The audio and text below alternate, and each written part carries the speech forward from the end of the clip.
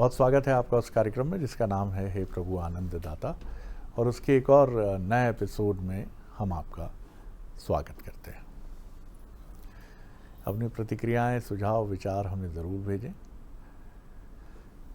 अक्सर हमसे एक गुजारिश की जाती है कि कुछ ऐसे विषय भी इस कार्यक्रम में आप उठाएं जिनके बारे में या तो ये मान लिया जाता है कि रहस्य का पर्दा है उन पर, या फिर ये मान लिया जाता है कि वो है ही नहीं, या फिर ये भी कहा जाता है कि उसका वैज्ञानिक अध्ययन, अनुशीलन हुआ नहीं है। कठिन होता है ऐसे विषयों को स्पर्श करना, छूना, क्योंकि तीनों का नज़रिया इसमें भिन्न होगा। वो व्यक्ति जो बिल्कुल इसके बारे में जानता नहीं है, जैसे आप और हम ना वैज्ञानिक हैं, हम ना अध्यात्मविद हैं, और ना हम पैरासाइकोलॉजी या इस तरह की किसी विषय के जानकार हैं कि मृत्यु के बाद जीवन क्या है, पुनर्जन्म क्या है, क्या कोई योनि प्रेतात्मा की भी होती है। तो बड़ा संकट होता है ऐसे विषयों पर चर्चा करना, लेकिन दर्शकों की तरफ से ये बात बराबर उठती है कि इस पर भी भारतीय सनातन चिंतन परंपरा किस तरह से देखती और सोचती है। तो आज हम विषय प्रेतात्मा या प्रेत योनि की जो बात की जाती है वो विषय रखेंगे और देखेंगे कि भारतीय सनातन परंपरा उस पर क्या कहती है। गुलजार साहब ने एक फिल्म बनाई थी 90 के दशक के आसपास, रूदाली। ये एक ऐसी युवा लड़की की कहानी है जो सदियों पहले रुक गई है। राजा रजवाड़ों के दौरान वो कुछ जटिल परिस्थितियों के चलते अकाल मृत्यु होती है, और वो परिस्थितियां बहुत आगे चली गई हैं। महल अब भग्न अवशेष में बदल गए हैं, सदियां बीत चुकी हैं, लेकिन वो मुक्त नहीं हुई है। कहानी की थीम ये है। विनोद खन्ना, डिम्पल कापड़िया मुख्य किरदार थे, और ऐसी मान्यता है, जैसा मैंने भी पढ़ा है एक आम व्यक्ति की तरह, कि प्रेत योनि में मुक्ति की छटपटाहट बड़ी गहरी होती है। उसी फिल्म का एक बड़ा गीत है कि मुझे हमेशा याद आता है, लता जी ने गाया भी, बहुत सुंदर है जहाँ तक मेरी स्मृति है। मैं एक सदी से बैठी हूँ, मैं एक सदी से बैठी हूँ, इस राह से कोई गुजरा नहीं। चांद के रथ तो उतरे हैं, चांद से कोई उतरा नहीं। बहुत सुंदर बात है। प्रेतात्मा और इस तरह का तो कोई अनुभव मेरा कभी रहा नहीं, लेकिन मैंने मनुष्य को ही प्रेतात्मा के तौर पर भटकते देखा है कई बार। मुझे अपने स्कूली और कॉलेज के दिन याद हैं जब बसों में सफ़र करना बहुत आम होता था और वो ट्रांसपोर्ट का बहुत लोकप्रिय साधन था। तो जब हमारी गाड़ी मध्य प्रदेश के बस स्टैंड में रात बिरात रुकती थी तो मुझे प्रेतात्मा जैसी याद दिलाते हुए कुछ अजीब से चेहरे, ठंड है तो गहरा कंबल ओढ़े हुए, बड़ी सी दाढ़ी, आंखों में कोई भाव नहीं, वो भिक्षा भी नहीं मांगते थे। वो बस में बैठे यात्रियों को निर्निमेष एकटक देखते रहते थे। न उसमें दुख है न उसमें प्रसन्नता है। उस समय तो लड़कपन की उम्र थी, लेकिन आज मैं सोचता हूँ कि जीवित रहते हुए भी तो प्रेतात्मा योनि है ये। कोई मकसद नहीं जिंदगी का, कहाँ जाना है पता नहीं, क्यों ऐसी स्थिति को प्राप्त हुए मालूम नहीं, क्या कारण है, न भोजन का समय है, न घूमने का समय, न कोई घर है, न ठिकाना है, न परिवार है। आंखें भी ऐसी हैं कि वो भावना शून्य हो चुकी है, कोई भाव ही नहीं, चेहरे पर कोई भाव ही नहीं आता। न जीवन की प्रतीक्षा है, न मृत्यु का इंतजार है। तो क्या प्रेतात्मा योनि ऐसी ही होती है? क्या कोई शापित होता है जो एक ऐसे अजीब से चक्र में फंस जाता है, न जीवन है न मृत्यु है? कल्पना करिए कि हम जीवित रहते हुए जीवन और मृत्यु के बीच कहीं उलझ जाएं। और ऐसे लोग आप अपने आसपास भी देखेंगे। कई लोगों से तो मैंने भी पूछा, देखकर जब द्रवित हुआ, भोजन लोगे? नहीं। पानी? नहीं। उनकी ठंडी भावशून्य आंखें देखकर मुझे लगा क्या क्या कहाँ अटके हैं ये। तो चलिए आज ये विषय थोड़ा विचित्र है, लेकिन माफ़ कीजिएगा, ना हमारा अंधविश्वास बढ़ाने का कोई विचार है, ना ये किसी सुपरस्टिशन से जुड़ा हुआ कोई सब्जेक्ट है। हम कोशिश करेंगे कि अध्यात्म जो विज्ञान का ही प्रतिरूप भी माना जाता है और बड़े वैज्ञानिक ढंग से वो विश्लेषण करता है, उसको देखने और समझने का प्रयास करेंगे। हमारे विद्वान वक्ता, भगवत गीता के अध्येता, मानस मर्मज्ञ प्रोफेसर डॉक्टर सुरेंद्र बिहारी गोस्वामी जी, प्रणाम कर रहा हूँ डॉक्टर साहब। आपने जो आज विषय छेड़ा है जी, वो विषय मूल रूप से यदि हम देखें तो इस विषय पर सबसे ज़्यादा बात करते नजर आते हैं पढ़े लिखे लोग। इस विषय पर मुझे लगता है, आप चलचित्र की याद दिला रहे थे, करोड़ों रुपए का व्यापार करते हुए दिखाई पड़ते हैं चलचित्र के लोग, जो कहानी इसी मिथक में स्थापित करते हैं। न जाने कितनी हॉरर एक बड़ा लोकप्रिय जोन है। बहुत, और मुझे लगता है पाश्चात्य देशों के चलचित्र तो लगभग 50% के अंतर से चलते हैं, कहीं ना कहीं ये लेकर आते हैं और विखंडन करने की मांग भी ये लोग करते हैं। तो संस्थापित इन्होंने किया है विखंडन करने की प्रक्रिया। इसकी चर्चा दो प्रकार के लोग करते हैं। एक जो बहुत पढ़े लिखे हैं, जो आधुनिकता के रंग में रंगे हुए हैं, वो इनकी इस विषय पर चर्चा करते हैं। दूसरे जो बिल्कुल पढ़े लिखे नहीं हैं, सहज हैं, सरल हैं और ग्रामीण के परिवेश में हैं, उनकी चर्चाओं में ये सदियों से सहज भाव के साथ है और विद्यमान है और अपनी प्रामाणिकता भी लिए हुए है। हमारे यहाँ जब मनुष्य जन्म लेने लगता है और जब उसमें उस चेतना का संचार होता है, विशुद्ध आत्मा जब एक दिव्य यात्रा करते हुए उस शरीर रूपी रथ में प्रवेश करती है, तो वो प्राणी कहलाने लगता है। ये आगमन है, आगमन है। शरीर में आगमन हुआ तो प्राणी, जीव या बोलचाल में आत्मा कहते हैं। ये उसकी दिव्यता का सूचकांक है। आत्मा कह दें मतलब चेतना युक्त है, निर्विकार है, अखंड है, अछेद है। प्राणी कह दें मतलब प्राण तत्व लिए हुए है। जीव कह दें यानी जगत में विचरण करने वाला प्राणी है। वो माया उसको घेरे हुए है तो इसलिए जीव हो गया, वो होता है। लेकिन जैसे ही शरीर वो छोड़ता है तो वो प्राणी प्रेत कहलाता है। जब वो एग्जिट कर जाता है, अर्थात जब तक वो शरीर में रहता है, प्राणी है, प्राण है। तो हमारे 13 दिन के संस्कारों में भी कहा जाता है। आप देखिए उसको प्रेत का संबोधन देते हैं। प्रेत का संबोधन, प्रेत बोले इसका अर्थ हुआ कि शरीर से निकल चुका, प्रेत योनि, वो प्रेत योनि है। दूसरा, आप इसमें महत्वपूर्ण बात रखें, आप बोलते समय भी कई बार उपयोग कर रहे थे, 84 लाख योनियों में एक अद्भुत योनि है, उसका नाम है प्रेत योनि। ये योनि है, जैसे मनुष्य योनि वैसे प्रेत योनि। ये साइंटिफिक है, वैज्ञानिकता लिए हुए है, इसमें कोई दूसरी प्रक्रिया नहीं है। जैसे पशु योनि, तिर्यक योनि, मनुष्य योनि, आप समझ रहे हैं ना, पक्षी की योनि, जो अंडज पिंडज उद्भज जितने भी ये 4 प्रकार के तत्व हैं, ये सब योनियों में विभाजित हो जाते हैं। 4 से 84 लाख योनियां बन जाती हैं। उन योनियों में एक दिव्य योनि भी है जिसे प्रेत योनि कहते हैं। आपने दिव्य शब्द लगाया। हाँ, दिव्य शब्द इसलिए लगाया कि ये योनि ऐसा नहीं है, आत्मा यात्रा पर है, लौटना चाहती है, भटक गई है।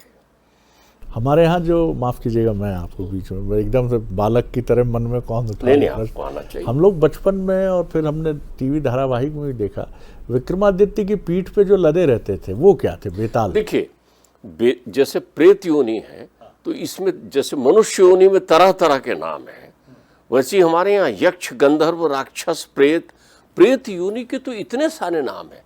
बेताल तो एक उनकी योनि का नाम हुआ जो हवा में विचरण, उसके अलग अलग वर्गीकरण हैं। यहाँ हमारे पास तो समय कम है, लेकिन हमारे दर्शकों की जिज्ञासा के लिए एक सुंदर बात बता दूं। पुराणगत प्रसंग है, पुराण में है मतलब इतिहास में।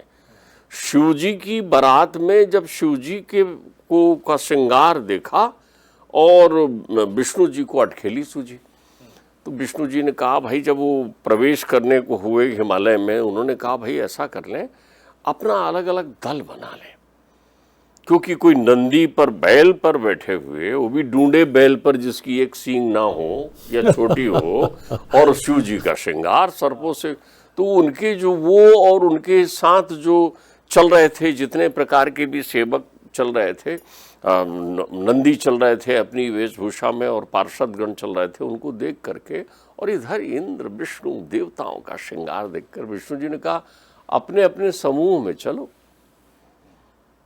तो शिव जी ने कहा ये अटखेली कर रहे हैं मेरे साथ, अब मैं अपने समूह को बुलाता हूँ। तो शिव जी जो है भृंगु को कहते हैं कि जरा बजा तो शंख, तुरंग उठा, और जब वो तुरंग बजाते हैं तो करोड़ों करोड़ों वेताल भूत प्रेत पिशाच सब प्रकट होते हैं, योगनियाँ डाकिनियाँ सब जीभ लपलपाते हुए अपनी अपनी चित्कार करते हुए आते, करोड़ों की संख्या में वो विद्यमान है, इसका आनंद लेते हैं। उसमें एक एक का वर्णन है, कोई अपना अपना सर ही हाथ में लेकर चल रहा है, कोई स्थूल है, कोई सूक्ष्म है, किसी के एक हाथ है उछाल रहे हैं, ये स्वरूपों का वर्णन है। और इसमें विधि विधान प्रेत के संबंध में बहुत अच्छी वैज्ञानिक व्याख्या यदि आपको पढ़नी हो कि जिसमें जीव संसार में आता कैसे है और जीव संसार में जाने के बाद जाता कहाँ कहाँ है, इसकी व्याख्या मिलती गरुड़ पुराण में। गरुड़ जी ये वृतांत तो सुनते हैं, तो आप ये समझिए जो गरुड़ पुराण है उसमें इनको प्रेत का उद्बोधन दिया जाता है, पिंड प्रेत को दिया जाता है। जो आप पिंड दान श्राद्ध दान करने जाते हैं वो देते हैं। अब सवाल ये है कि प्रेत योनि कितने समय तक, हमारे यहाँ 13 दिन तक वो प्रेत योनि में वर्णित है, वो तो योनि आपकी मुक्ति के साथ पूर्ण हो जाता है, लेकिन हर व्यक्ति 13 दिन में मुक्त नहीं होता ना। 2 प्रकार के संसार में मृत्यु को प्राप्त करने वाले लोग होते हैं, बोलचाल की भाषा में समझिए, मैं इसको और सरल बता रहा हूं, एक सकाम एक निष्काम। एक अपने उत्तरार्ध में जाते समय सब संसार में छोड़ जाता है, मन भी विसर्जित कर देता है, बुद्धि भी विसर्जित कर देता है, अहंकार भी विसर्जित कर देता है और चित्त को निर्मल शांत करते हुए जाता है। तब वो उदान नामक प्राण के माध्यम से शीश और आँखों नेत्रों के बीच में से पूरे वेग से उसका सूक्ष्म शरीर निकलता है। ध्यान रखिएगा, जैसे आपका स्थूल शरीर है, मन आपके आत्मा की सेवा के साथ ही रमण करता है, निकलता है, साथ में प्रवाहित होता है, उसको सूक्ष्म शरीर कहा गया है। वो सत्ता सूक्ष्म वर्णित की गई, वो निकलता है पूरे वेग से। तो निष्काम होता है तो उत्तरायण के देवता उसका स्वागत करते हैं, सूर्य लोक होते हुए अकार उकार मकार इत्यादि में करते हुए ब्रह्म में विलीन हो जाता है। वो इस मृत्यु की यात्रा को देवयान कहते हैं। देवयान ये देवयान मार्ग है, जहां आप निष्काम रहते हैं, संसार में आपने अपना जीवन संपूर्णता के साथ प्राप्त कर लिया है, कर्मनाशा नदी में स्नान हो गया, आपका कुछ नहीं है, आप एकदम पहुंच जाते हैं, मुक्त हो गए, अपने घर पहुंच जाते हैं। बीच में स्टेशन मिलते हैं आपको, स्वर्ग भी मिलता है और पितृलोक भी मिलता है, इत्यादि इत्यादि लोगों की यात्रा करते हुए। लेकिन यदि आप सकाम हैं, आपकी कामनाएं कुंठित नहीं हुई हैं, तो जब आप देह त्याग करते हैं, तो जब प्रेत स्वरूप में आप रहते हैं, तो पहले आप चंद्रलोक की यात्रा करते हैं। चंद्रलोक की यात्रा करते हुए वहां से अनेकों लोकालोक पर्वतों को पार करते हुए आप पहुंचते हैं पितृलोक में। चूंकि सकाम है, फिर से आएंगे, पितृलोक भी स्वर्ग है।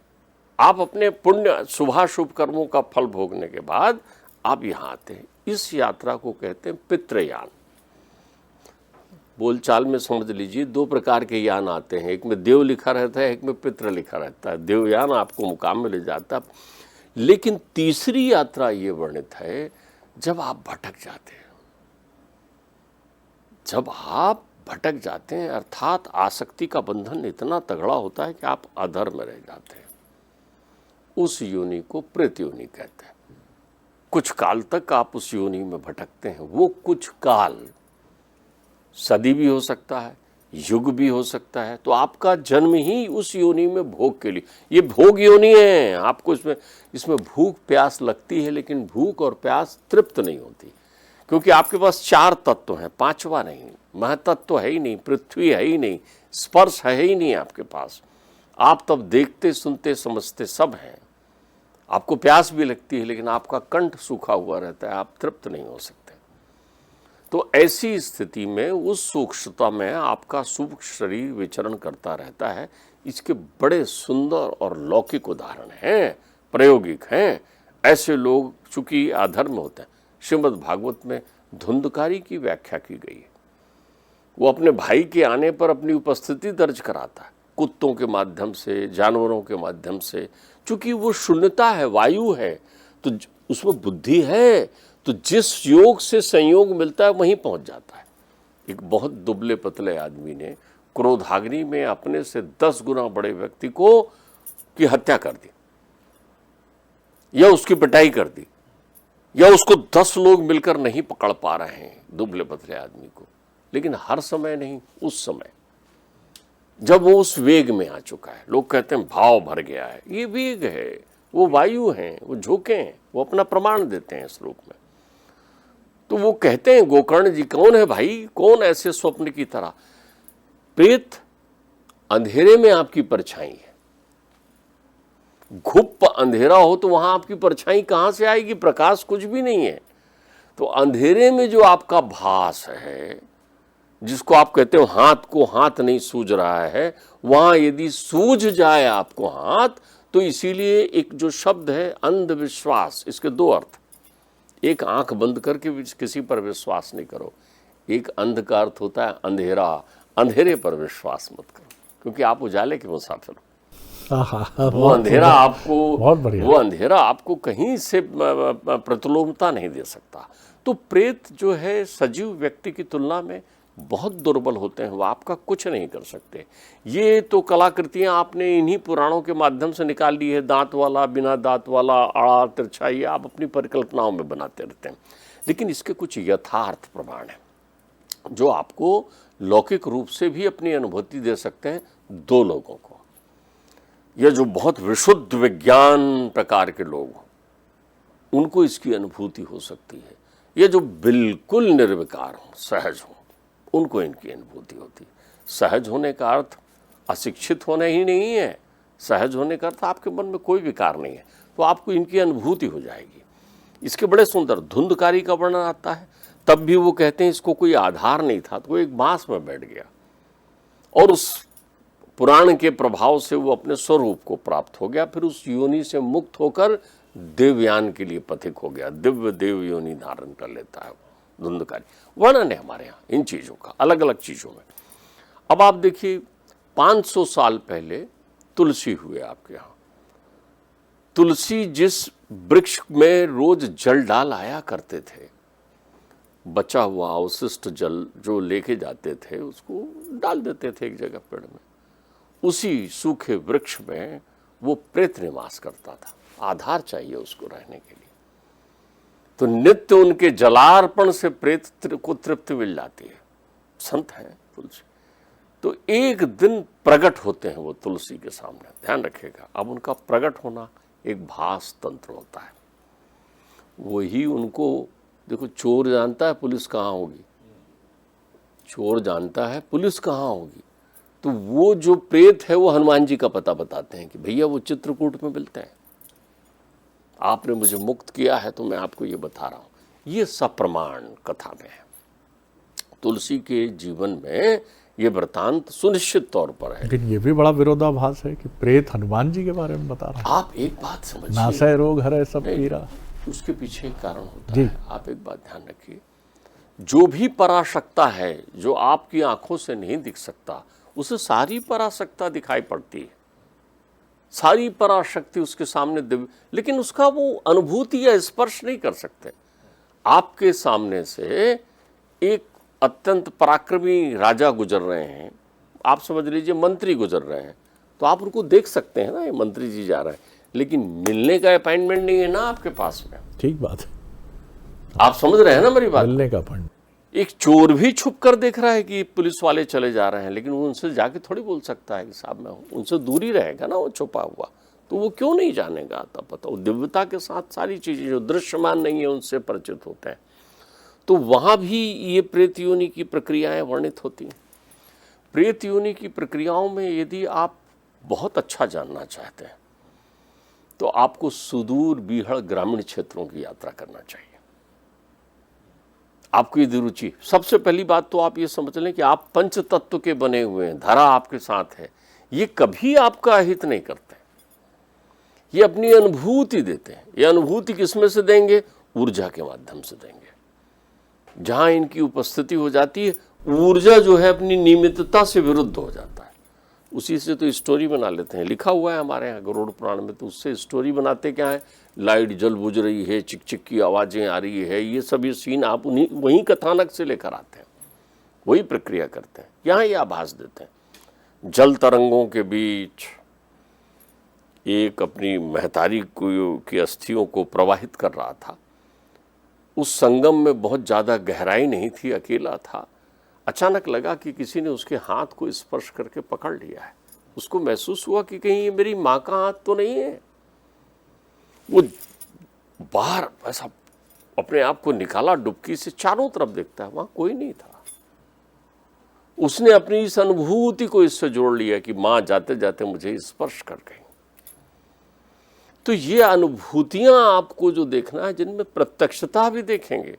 गांव के लोग बड़े सहज वेग से कहते हैं। आज मुझे याद आता है कि कभी मेरे यहाँ वो दूध वाला दूध लेकर आता था सुबह शाम, आज से 50 साल से पहले की घटना आपको बता रहा हूँ, वो उसके संवाद केवल। तो मैंने उससे कहा, भाई तू शाम को एकदम जल्दी जल्दी जाने के लिए करता है, जाना है, थोड़ी देर रुकना भाई। मेरे साथ वो पाठशाला में पढ़ता भी था, स्कूल में मेरा मित्र भाव भी था। तो मैंने कहा तू एकदम क्यों?